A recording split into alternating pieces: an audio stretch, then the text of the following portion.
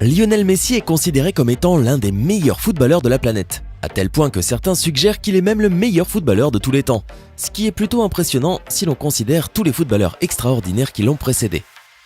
Quoi qu'il en soit, vu sa réputation, il n'est pas surprenant de constater que Messi a remporté un certain nombre de championnats ainsi qu'une succession constante de récompenses et d'accolades.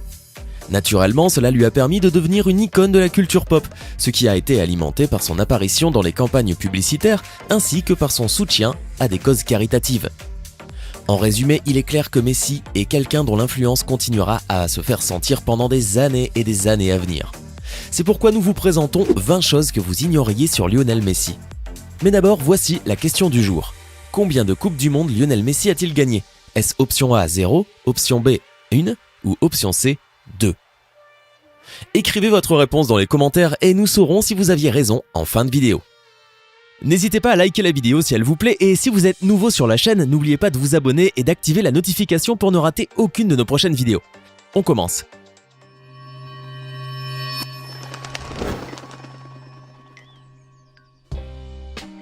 L'origine. L'Argentine était autrefois un choix populaire pour les immigrants, ce n'est donc pas un hasard si Messi peut prétendre avoir un héritage d'un certain nombre d'autres cultures.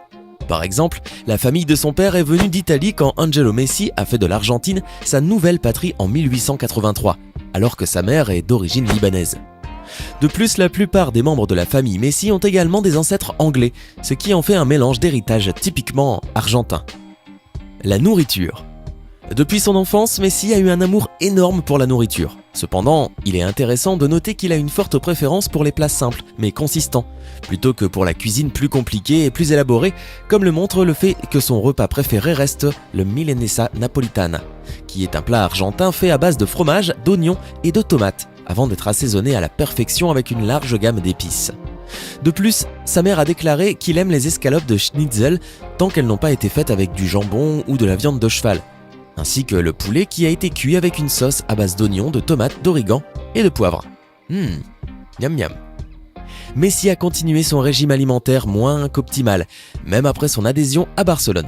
En conséquence, le directeur de Barcelone a dû recruter du personnel de physiothérapie pour s'occuper du problème une fois qu'il en a eu connaissance.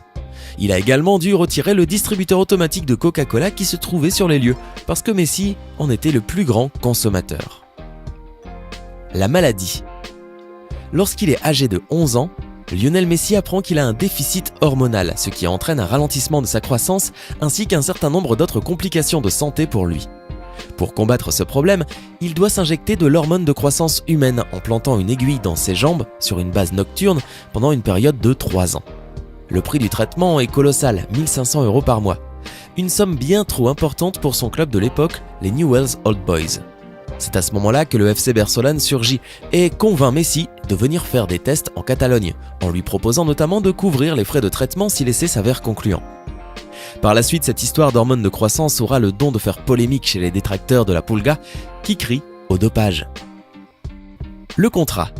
Le premier contrat de Messi est conservé dans un cadre protecteur, ce qui semble plutôt approprié étant donné qu'il a été écrit sur une serviette en papier, ce qui n'est pas aussi solide et fiable que les meilleures qualités de papier destinées aux documents importants. Cela s'est produit parce que le Messi de 13 ans a tellement impressionné le secrétaire technique de Barcelone à l'époque qu'il a décidé de le signer sur place, et parce qu'ils étaient au club de tennis de Pompeia à l'époque. Il n'avait trouvé qu'une serviette en papier. L'UNICEF. L'UNICEF, qui a fait partie des Nations Unies, est une organisation qui se spécialise dans l'aide aux enfants en mettant en œuvre des programmes pour les enfants ainsi que dans la promotion des droits de l'enfant dans le monde entier. En 2010, Messi a été nommé ambassadeur de l'UNICEF pour les enfants, ce qui signifie qu'il a depuis lors exercé son énorme influence en promouvant son programme extrêmement important. Cela se voit dans la façon dont il s'est rendu en Argentine, en Haïti et au Costa Rica pour sensibiliser le public aux problèmes vitaux auxquels sont confrontés les enfants du monde, ce qui est la première étape pour créer une dynamique d'action concrète de la part des gouvernements, d'autres organisations et même des citoyens. Son fils. Le fils de Messi, Thiago, suit ses traces. Compte tenu de la réputation de Messi et de la puissance du football, il n'est pas surprenant d'apprendre qu'un certain nombre de clubs de football se sont intéressés à son fils dès sa naissance. Toutefois, Newell's Old Boys a été le club qui a signé le garçon pas plus de 72 heures après sa naissance, en 2012. Après tout, Newell's Old Boys était le premier club de football de Messi, ce qui signifie qu'ils avaient déjà une place au sein de la famille Messi. Sa ville. Coïncidence, la ville natale de Messi, Rosario, n'est pas seulement connue pour sa naissance, mais aussi pour la naissance de Che Guevara. Pour les gens qui ne connaissent pas ce nom, il y a de bonnes chances qu'ils reconnaissent son portrait, qui est celui d'un jeune homme avec un béret, des cheveux en désordre et des poils sur le visage, les yeux tournés vers le haut comme s'il regardait l'horizon. Ironiquement, même si Che Guevara était un révolutionnaire marxiste, son visage est devenu une image iconique du système capitaliste, qu'il partage avec Messi, qui est l'une des personnes les plus bankables de la planète. La proposition alléchante. Pendant qu'il était à Barcelone, Messi s'est vu offrir la chance de jouer pour l'équipe nationale espagnole des moins de 20 ans, ce que d'autres joueurs argentins ont déjà fait dans le passé. Cependant, il a refusé l'offre en disant qu'il était argentin, avant de mener l'équipe nationale argentine des moins de 20 ans à la victoire dans le championnat junior de la FIFA. Alors que certains spéculent que Messi aurait pu gagner encore plus de prix et de récompenses en faisant ce changement, il est clair que l'homme a un amour pour le pays d'où il vient. Ses débuts. Il a fait ses débuts en équipe nationale argentine à l'âge de 18 ans en août 2005, en tant que remplaçant à la 65e minute d'un match contre la Hongrie.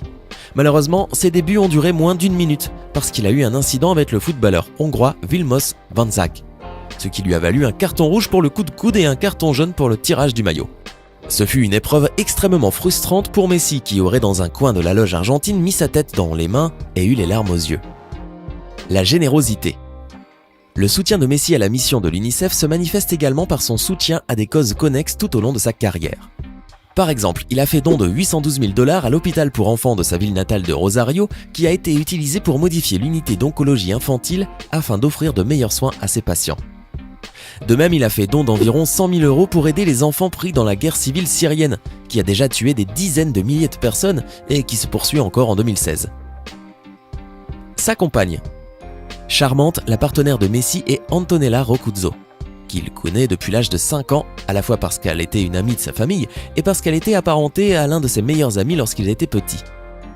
Bien que Messi ait déménagé en Espagne, les deux sont restés en contact, ce qui a constitué la base d'une relation qui a débuté en 2012. Ses tatouages. Fait intéressant, Messi a des images de certains membres de sa famille tatoués sur son corps. Par exemple, il a le visage de sa mère, Celia, tatoué sur son épaule gauche. De même, il a le nom de son fils et des empreintes de main tatouées sur son mollet gauche, bien qu'elles soient souvent cachées par les longues chaussettes qu'il porte pour ses matchs de football. Bien que ces tatouages sont un peu inhabituels, ils semblent remarquablement appropriés pour quelqu'un qui est aussi proche de sa famille que Messi. Son père. Autre exemple de la proximité de Messi avec sa famille, son père le représente en tant qu'agent depuis qu'il était enfant à l'âge de 14 ans. Comme en témoigne la façon dont son père était avec lui lorsqu'il a signé son premier contrat, ainsi que la signature du contrat pour son fils aîné, Thiago. Pour ceux qui sont curieux, beaucoup d'autres membres de sa famille sont impliqués dans sa vie, comme le montre le travail de son frère qui gère son emploi du temps ainsi que le travail de son autre frère avec son organisation caritative. Les buts. Messi a battu un record en 2012 en inscrivant 86 buts en une seule année civile, battant ainsi le record précédent établi en 1972 à 85 buts dans le même laps de temps. Au total, le décompte a été divisé comme suit: 56 buts en Liga, 3 buts en Copa del Rey, 13 buts en Ligue des Champions, 2 buts en Supercoupe d'Espagne et 9 buts alors qu'il jouait encore pour l'Argentine, soit 86 buts en 66 matchs. Les récompenses. Bien sûr, ce n'était qu'une des nombreuses réalisations impressionnantes de Messi en tant que footballeur.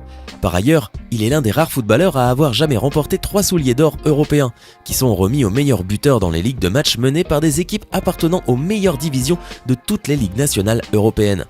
De même, Messi est le seul footballeur à avoir remporté le FIFA Ballon d'Or 4 fois jusqu'à présent, avec 3 victoires consécutives de 2010 à 2012, ainsi qu'une 4e victoire en 2015. Comme son nom l'indique, le Ballon d'Or est remis chaque année au meilleur joueur masculin, ce qui en fait un immense honneur. Attachement à Barcelone. Messi est à Barcelone depuis très longtemps, en partie parce qu'il aime Barcelone et en partie parce que Barcelone l'aime bien. Pour prouver à quel point Barcelone l'aime bien, ne cherchez pas plus loin que le fait qu'il a une clause de rachat de 250 millions d'euros, ce qui signifie qu'une équipe devrait trouver 250 millions d'euros pour régler les problèmes avec Barcelone avant même qu'ils puissent commencer à essayer de convaincre Messi de signer avec eux. En d'autres termes, c'est une façon extrêmement visible pour Barcelone de repousser les autres équipes intéressées, tout en montrant à quel point ils apprécient Messi en tant que membre de leur équipe. Alors, avez-vous appris des choses dans cette vidéo ? Que pensez-vous de Messi désormais ? Dites-nous tout dans les commentaires. Si la réponse à la question du jour était 0, eh oui, malgré tous ses succès, Messi n'a jamais remporté de Coupe du Monde.